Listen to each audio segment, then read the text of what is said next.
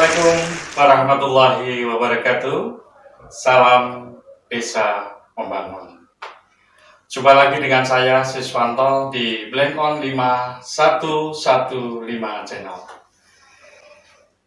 Hari ini di video bulan puasa ini kita hadirkan tamu tokoh multi talent, Mbah Pramugi. Ya. Wilujeng Enjang Mbah Pramugi, salam seger waras. Beliau Mbah Pramugi ini tokoh multi talent, tidak hanya lokal tapi juga tokoh nasional. Monggo Mbah Pram itu multi talent itu karena kemarin kita dapatkan informasi kalau Mbah Pram itu pegang banyak stempel. Jadi mungkin sebelumnya perkenalkan dulu mungkin dengan pemirsa Mbah Pram, tokoh Mbah Pram itu siapa sebenarnya? Monggo.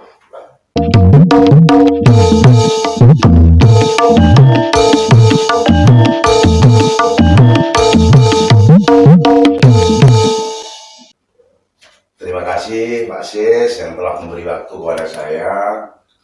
Ya, sebelumnya dikenalkan, nama saya Pramugi Prawiro Wijoyo. Sejak tahun 82 saya itu diparapi oleh Pak Harto.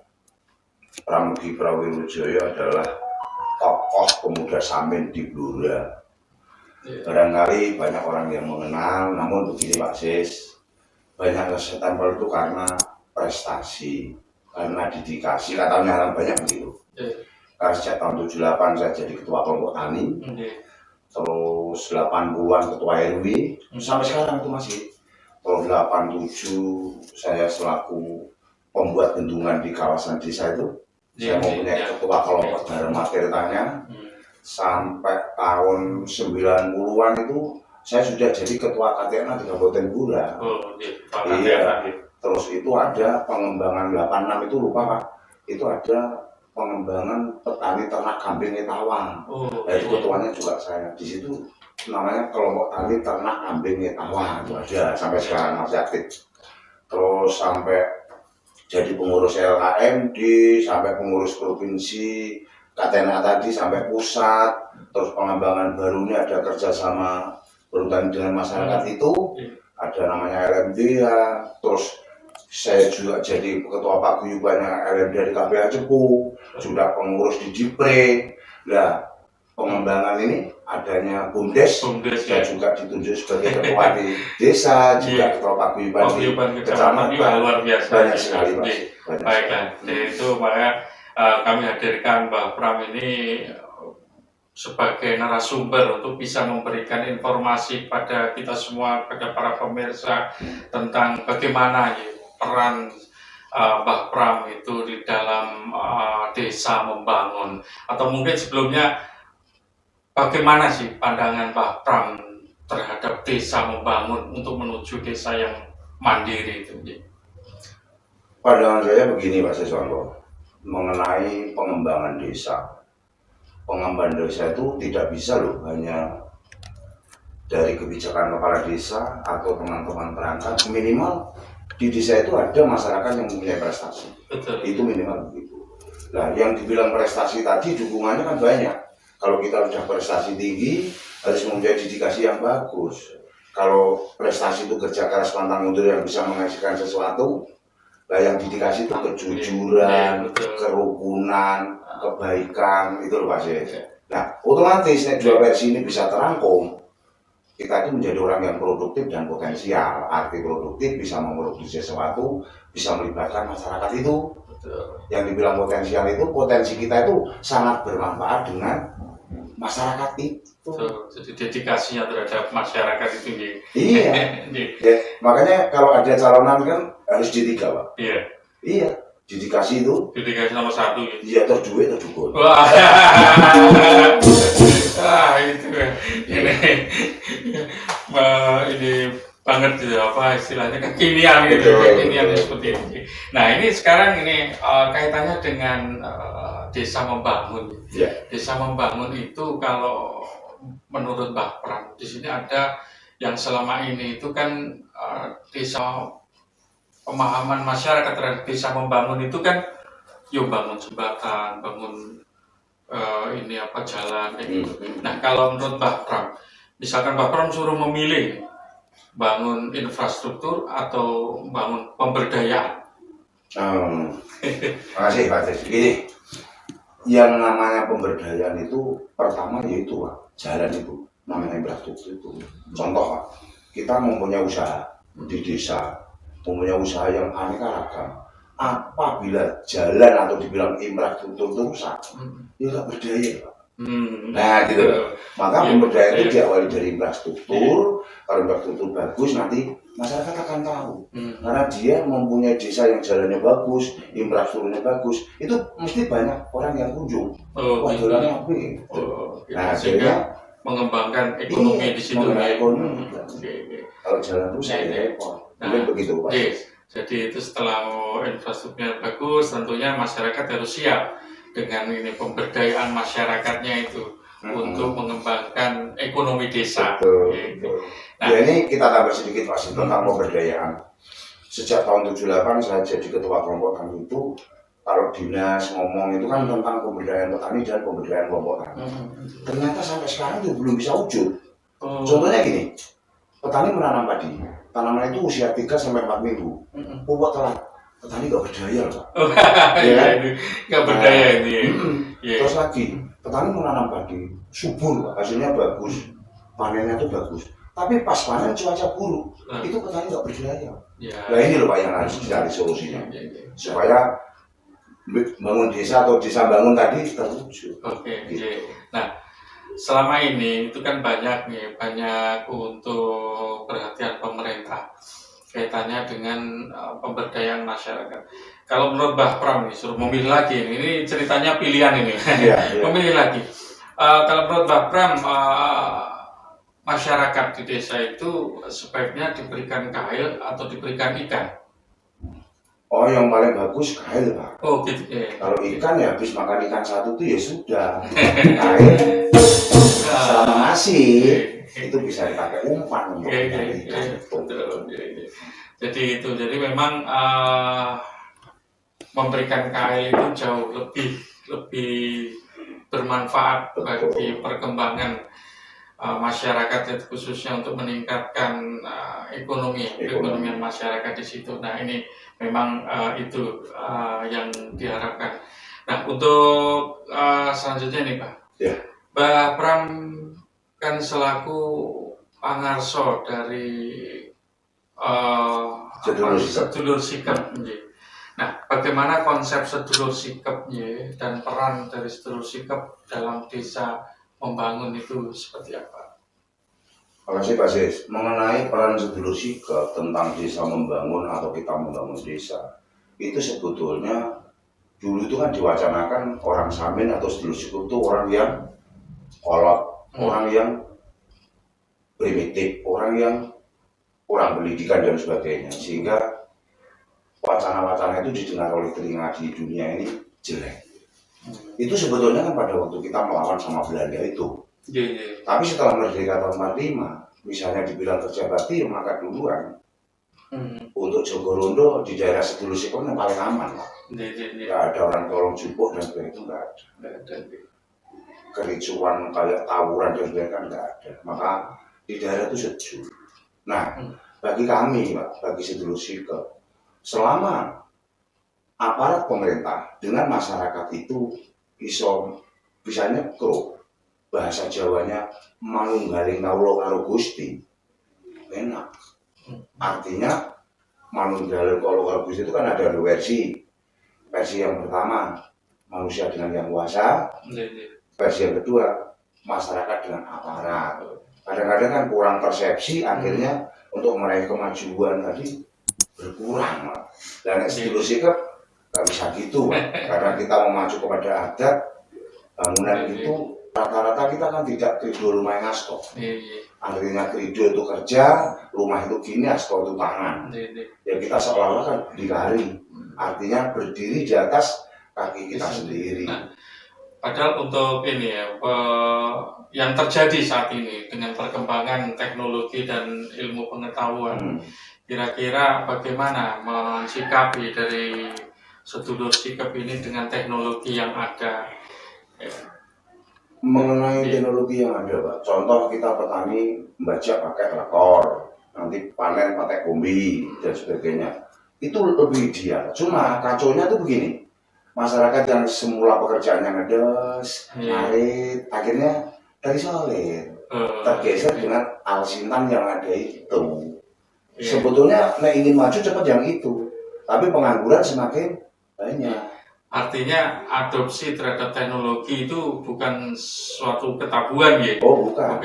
Bukan. Ya. Tapi yang penting kan apa nilai-nilai. Betul. Ya, nilai-nilai yang selalu dijaga. Yang mana kalau dilihat ini di masyarakat memang banyak pergeseran nilai. Betul. Pergeseran nilai mesti seperti yang Mbak Pram tadi sampaikan, gotong royong gitu ya, Betul. gotong royong. Mungkin nilai gotong royong itu sudah mulai berkurang di desa. Apalagi kalau terjadi di masyarakat itu biasanya kalau disuruh gotong royong, ya kono si budal bensin untuk BLT, ya gitu. Jadi yang nggak dapat BLT ini apa agak enggan untuk itu. Nah ini perlu apa sih pemahaman kaitan sana gitu jadi. Memang benar Pak Sis. Contoh di adat saya yang namanya Pak Iwan Stursi itu kan pernah mendapat BLT dari Kemensos. Jumlahnya 200. Padahal penduduk saya lebih dari 400. Iya. Bagaimana nih caranya? Akhirnya satu paket dibagi dua, kan jadi 400. Itu pun masih kurang, mau lebih dari 400. Yo istri tak suruh nyelepkan gabahnya, tak suruh beli gulanya, mie-nya untuk menambahi itu. Gabahnya orang tuh, wah kok malah jenengan yang tambel, Pak? Yo enggak dong, Menteri Sosial pada bantu kok, masa kita enggak bantu. Ini kan rasa toleransi tadi. Terus kemarin yang dari Kabar Eskrim Polri Pusat kepada Polres Blora itu kan dikasih untuk bisa. Dia tak bagikan gitu. Makanya di desa saya kalau ada perintahan kok yang BLT itu loh yang mangkat yang saya nggak dapat nggak usah, nggak ada di desa. Nah itu kan mungkin di lain desa sana kan ada seperti itu ya sehingga memang benar Pak Susi. Ya mungkin di Blora ya di tempatku ya begitu tuh lainnya ya seperti tadi. Maka yang dapat yang nggak dapat BLT ya nggak pangkat gitu. Nah, itu ini, benar. Bagaimana mempertahankan nilai-nilai luhur yang bisa digunakan untuk modal dasar untuk desa membangun itu seperti apa kira-kira? Modal dasarnya tetap gini Pak Sis, tetap dedikasi tadi, kejujuran, kerukunan, kebaikan itu. Modal itu Pak untuk bangun belum dilaksanakan dicatat dulu. Apalagi kok ada kontribusi terhadap desa atau orang lain. Dan anak-anaknya itu aja nggak bertanya itu. Jutaan. Bahasa Jawa ini sakronan. Itu saya memahami. Makanya kayak temannya Pak Sis pilih mendengar ya, dia diem dia. Nah untuk memadukan situasi kan. Maka yang namanya kejujuran tadi penting Pak, kerukunan itu penting Pak, kebaikan itu penting untuk melaksanakan bareng-bareng bangun desa itu.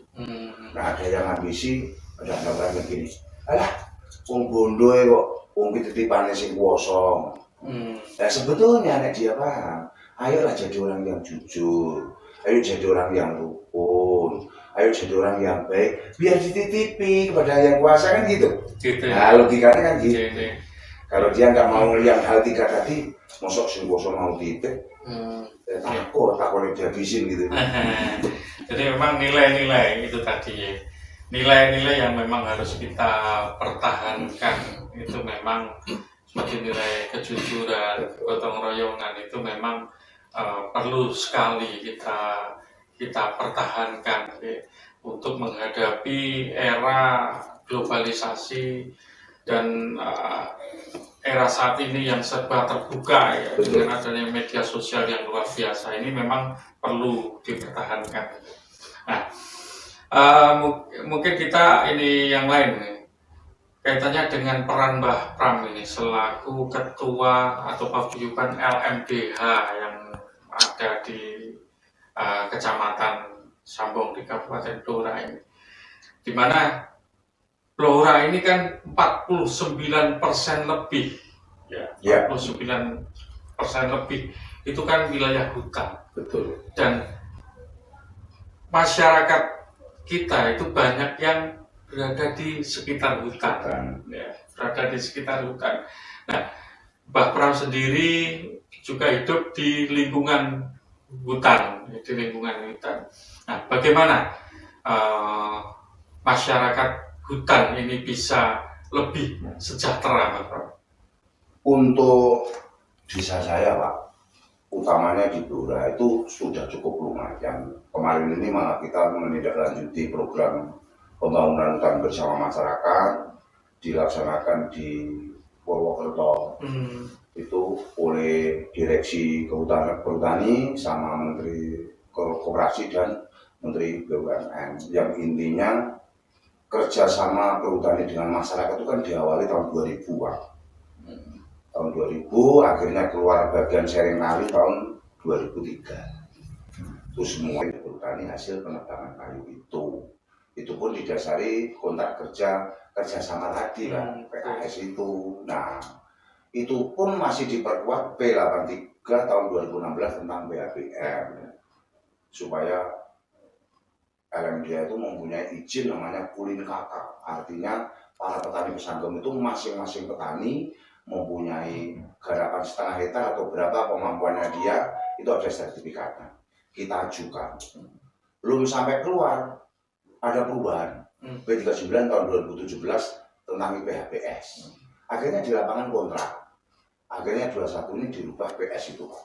Nah, dengan adanya PS, perhutanan sosial itu ada anjuran LMDH dan sebagainya itu dihapus, IPHPS dihapus, muncul namanya koperasi. Koperasi, ya. Karena yang berhak bekerja sama dengan perhutani itu ada PT bisa, CP bisa, BUMDes bisa, tapi lebih idealnya koperasi. Walaupun nanti si masyarakat dan LMDH tadi di dalamnya koperasi.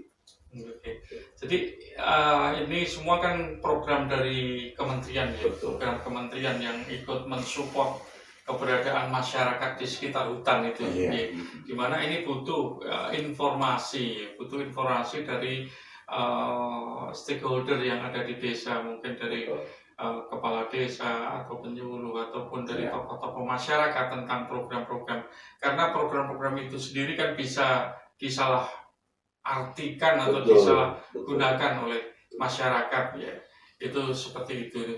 Nah, kira-kira dari program itu memang nanti bisa benar-benar bermanfaat, ya, Pak? Nanti gini, Pak, kalau kita sudah masuk ke dalam koperasi KMPS, di hutan itu tanamnya tidak hanya jati, kecuali yang terkena hutan grade COC atau grade internasional Eropa. Itu di Kabupaten Blora kan, di Indonesia ya, Pak, itu hanya 3. KPH Cepu, Randu Blatung, sama Oberharjo.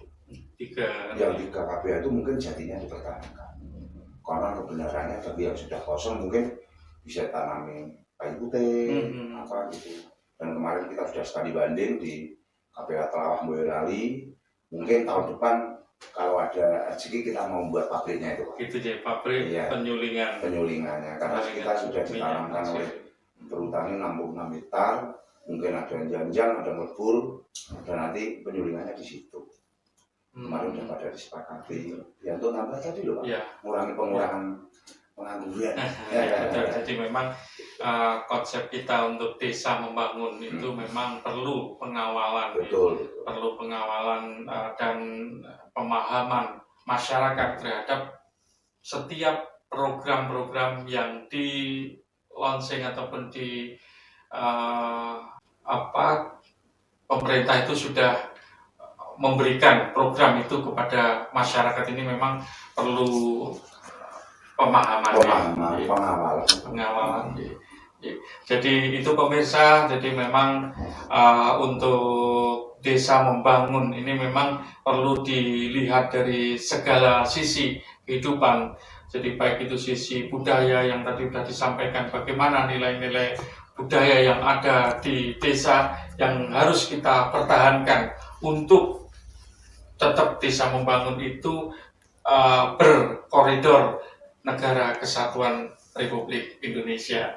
Jadi gitu Mbak Pram, ya pembicaraan kita kali ini mungkin kita nanti akan lebih jauh lagi membahas tentang masyarakat desa. Nanti kita juga bisa hadirkan dari pihak perhutani untuk bisa memberikan informasi yang lebih jelas lagi tentang bagaimana desa hutan itu membangun. Mungkin sebagai akhir ada pesan-pesan untuk masyarakat desa dalam hal desa membangun ini, Pak Pram.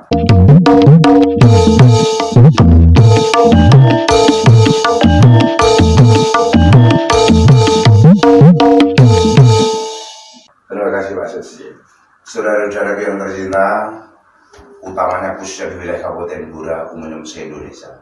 Mari kita menyatukan persepsi untuk membangun desa, untuk memajukan perekonomian desa, untuk mensejahterakan masyarakat. Satu adalah kejujuran, kerukunan, kebaikan dengan sesama. Terima kasih, kurang lebihnya mohon maaf. Assalamualaikum warahmatullahi wabarakatuh. Jadi begitu pemirsa di seluruh tanah air, pesan-pesan dari Pak Pram selaku tokoh multi talent ya. Kita akan berjumpa lagi di lain episode ya dengan tema-tema yang lebih menarik. Selamat berpuasa bagi yang menjalankan, dan assalamualaikum warahmatullahi wabarakatuh. Salam desa membangun.